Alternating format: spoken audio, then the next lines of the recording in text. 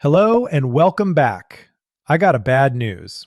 There is one bill that keeps coming every single year for the rest of your life, and if you ever stop paying it, the county can take the home you already own and sell it on the courthouse steps. It does not matter that the mortgage is long gone. It does not matter that you paid that house off decades ago and hold the deed in your own hands. Fall far enough behind on this one bill, and the home you thought was finally, truly yours stops being yours at all. That bill is your property tax. And if you own your home and you were born in the 40s, the 50s, or the 60s, the way it hits you is changing right now, in ways that most homeowners will never hear about until it is too late to act. So before you write that next check to the county, you need to understand what this bill really is and why it is quietly pushing older homeowners out of homes they already paid for in full. And here is the first thing to understand, because it is the part that should worry you most. This bill is not decided in Washington, and no one there is coming to save you from it. It is set by your own county, and your county has every reason to keep it high and no reason at all to tell you how to bring it down. The single largest recurring threat to your paid-off home is a bill decided by the very people who benefit when you overpay it. And the only person who will ever fight it on your behalf is you. So understand exactly why this one tax is so much more dangerous than people think. Here is the truth almost no one says out loud. You never fully stop paying for your home.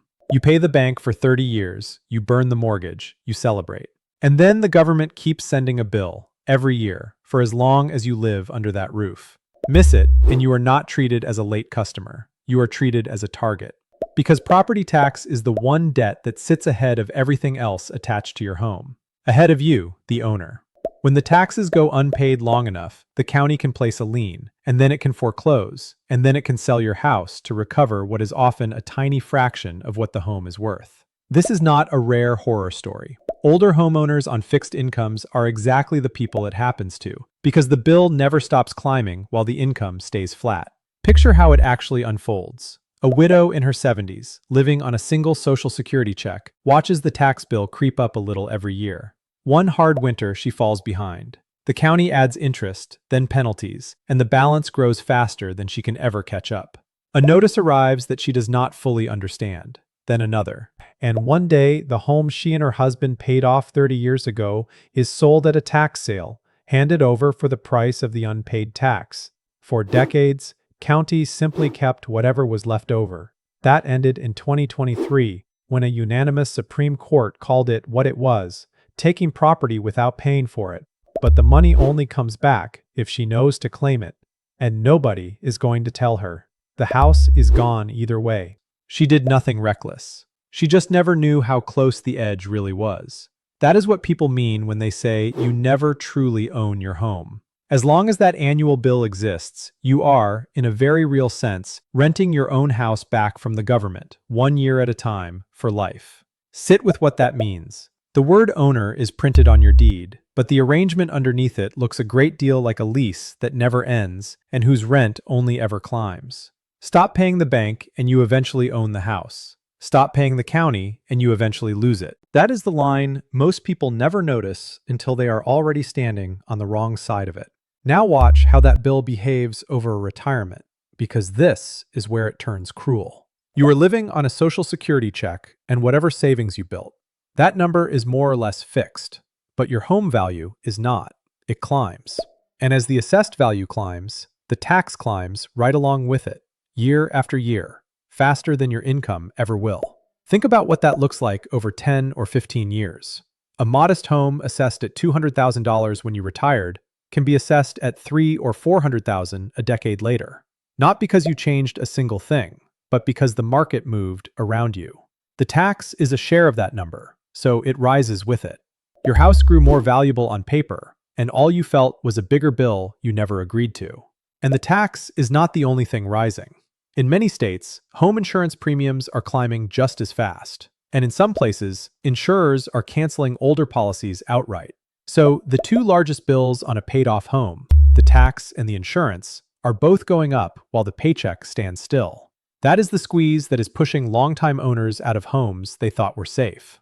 And the assessment is not the only way the tax itself grows.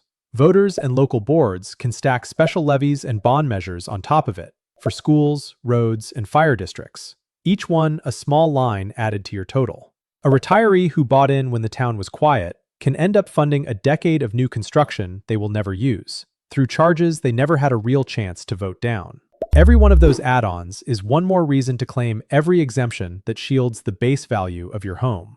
This is the trap that catches careful people. Not reckless spending, not bad luck, just a bill that grows while the income does not, on a home they were told they finally owned. And this is the part that ought to make you angry, because it is the part that quietly robs older homeowners of the most money of all. For nearly every person in this situation, there is relief they are legally entitled to, and they are simply not taking it.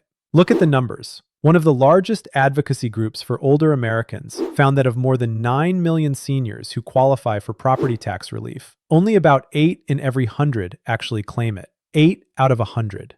Which means well over 90% of eligible older homeowners are paying the full bill when the law says they do not have to. Read that again. More than 9 out of 10 people who could pay less are paying full price year after year for no reason other than that no one ever told them the relief exists, and no one is going to knock on the door to offer it. Understand why the silence is so complete. Property tax is the single largest source of money most counties have. Every exemption they grant is revenue they give up. So while they will process your application the moment you hand it in, they have no reason on earth to track you down and remind you it exists. The result is a system that is technically fair and functionally rigged, where the benefit is real, the right is real, and the entire burden of finding it falls on a 70 or 80-year-old who was never told a word. The people who claim it are simply the ones who knew to go looking. And even when relief does pass, there is a catch the loud videos never mention. A county can raise its rate, what is often called the millage, even after an exemption goes into effect, which can quietly claw back part of what the exemption was supposed to give you. So this is never a set it and forget it situation. It is something you manage every single year.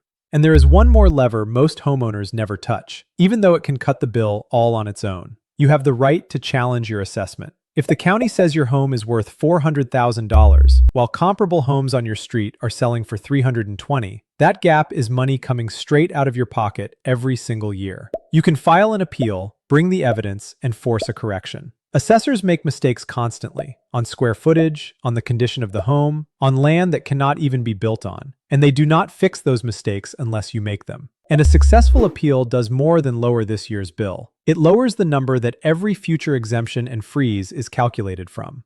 Now, here is where it gets specific, because the urgency really is different depending on the decade you were born. This is the real version of that, not the fake federal one, and it comes down to your age against the lines your own state draws. Start with homeowners born in the 1940s. If that is you, you are somewhere in your late 70s or 80s, and you have almost certainly crossed every age threshold your state has.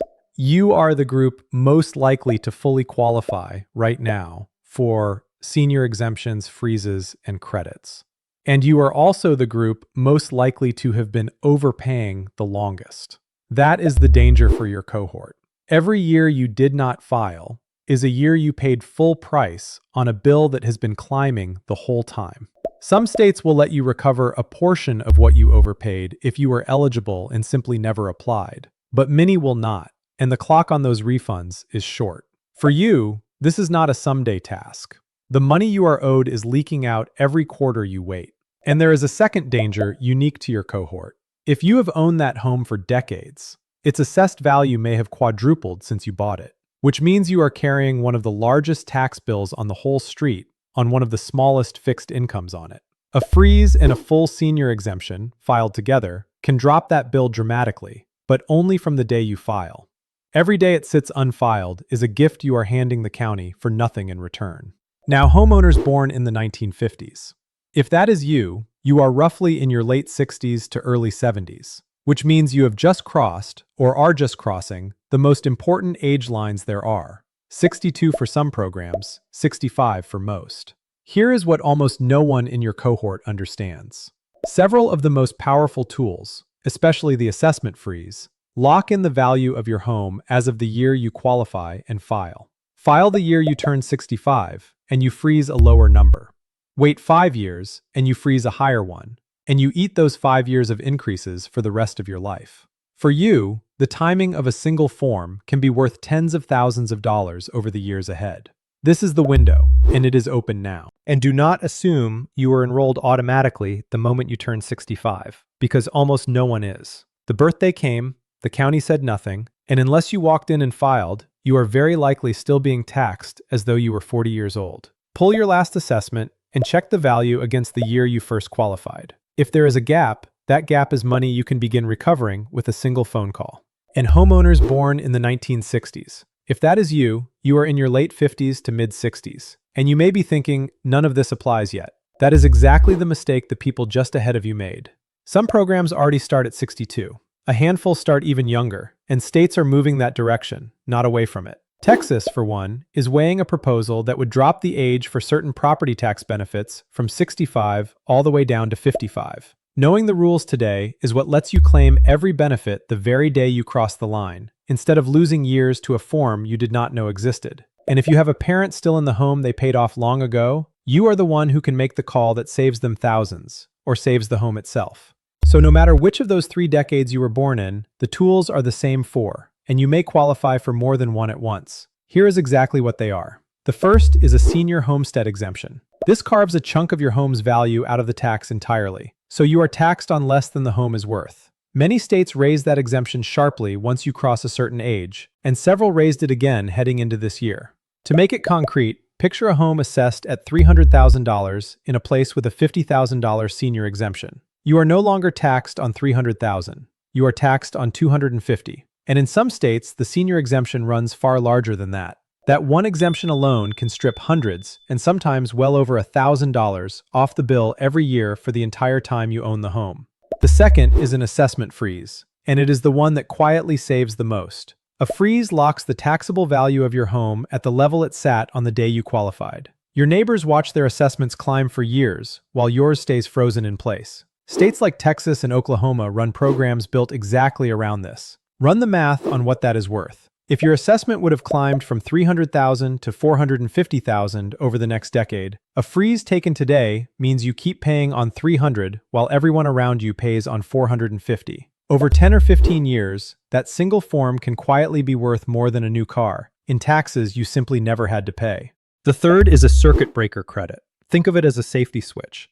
When your property tax climbs past a set share of your income, the state sends money back. In Michigan, as one example, a senior whose taxes run past 3.5% of a modest household income can receive a credit worth up to $1,700 a year. That is real money returned to real people who filed one form. The fourth is a tax deferral. This lets a qualifying senior postpone the property tax entirely, so it is not paid out of today's fixed income at all. California runs a postponement program for homeowners 62 and older under an income limit. Vermont offers a deferral at 0 interest. But be clear-eyed about that last one, because facing it squarely protects you better than any comfortable story. A deferral is not an exemption. The taxes are postponed, not erased, and in most programs they build up with interest until the home is sold or passed on. For someone who needs the cash flow today, it is a lifeline. For someone who wants to leave the house clean to their children, it is a decision to make with open eyes. Here's the thread that ties all 4 together, and the reason more than 90% of people miss out. Not one of these arrives on its own. You have to apply, you have to meet the age and income rules, and you have to hit the deadline. And the county is under no obligation to remind you that any of it exists. And the reasons people miss it are heartbreakingly ordinary. Some never hear the programs exist because a county has little reason to advertise a discount on its own revenue. Some see the word application and assume it is complicated, or feel a quiet pride that keeps them from asking for what looks like a handout, even though it is nothing of the kind. Some applied once, years ago, were turned down over a small detail, and never tried again. And some, in the states that require it, forget that a few of these exemptions must be renewed every single year, and lose the benefit the first year they let it lapse. The system is not built to hand you this money. It is built to let you overpay in silence if you never speak up. So here's the one move that matters more than everything else in this video combined. The single form and phone call that can trigger every exemption you are owed. Call your county assessor's office and ask, in plain words, which senior exemptions, freezes, credits, and deferrals you qualify for. When you make that call, keep it sharp. Ask them to list every program available to a homeowner your age. Ask what the income limits are. Ask for the exact application deadline for each one, because missing a deadline by a single day can cost you the whole benefit for a year. Ask whether the exemptions can be stacked, because in many places, a homestead exemption, a freeze, and a credit can all sit on the same home at once. Ask whether any of them apply retroactively, since a few programs will refund what you overpaid. And ask which ones you must renew each year so you never lose one by accident. Write down every answer. And when you go in to file, bring proof, because the programs that pay the most also ask the most. Have your deed or a recent tax bill showing that you own and live in the home, a photo identification with your date of birth, and last year's income documents if the program carries an income limit. If you are filing for a late or retroactive refund, bring anything that shows you also qualified in the earlier years. Walking in prepared is often the whole difference between an approval that same week and a denial over a single missing page. That one call can be worth more than anything else you do with your money this year. And it is the exact call that more than 9 out of 10 eligible seniors never make. Now, on top of all of that, there is the bigger change filling the headlines. And this is where you separate the real from the fake for good.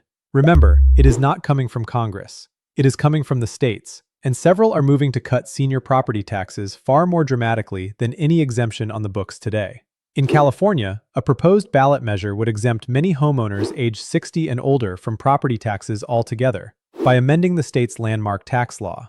In Florida, lawmakers have already placed a measure on the ballot that would sharply raise the homestead exemption over the next 2 years and wipe out a large share of non-school property tax for full-time residents. In New York, a new state law now lets local governments offer eligible senior homeowners an exemption of up to 65% of their home's assessed value, though each town has to choose to adopt it, but know exactly where each one stands, because acting on the wrong assumption is a trap of its own.